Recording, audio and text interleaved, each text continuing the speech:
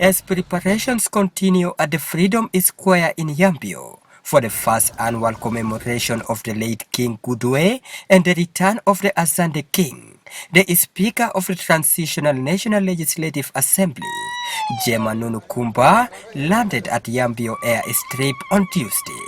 Upon arrival, the Speaker and the accompanying members of Parliament proceeded to the State Secretariat for briefing.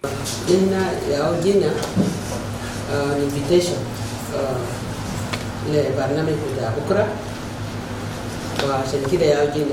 During the briefing, the Secretary General of the High-Level Committee for the commemoration, Wante Gibson Bullen, confirmed that all is set for the 9th February 2022, the day to remember the late monarch who died in 1905. هيبدأ من ساعة 8 بترحيب وصول ضيوفنا البيت يوم بكرة حتى نبدأ بيت حيكون في برنامج كبير يبدأ في كبر بيت تلمول Gbudue يلا من هناك بقى بنمشي لميدان حرية لباقي برنامج التعليم ده حديث بنمشي قدام اللبسون. Representative of the Azande Anyinyeki group, Justin Zawa, has confirmed that the members of the group have already made the throne for the king. Then they decide to do a surprise gift to the king.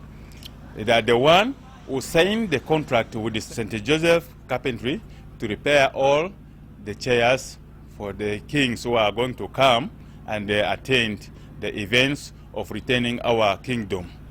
It has cost us like $1,500 because it has different types.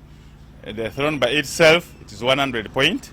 Then there is what we call tepu that they're going to use to carry the king. So it is a different price. The one which is going to be for the parliament chiefs, they're going to use it. That one is also different. The whole thing costs us like $1,500. The 9th of February ceremony will be under the theme Unity, Cultural Development, Togetherness and Peaceful Coexistence. This is Yambio Freedom Square, the venue for the first commemoration of the late King, His Majesty, King Gbudue, who died in 1905.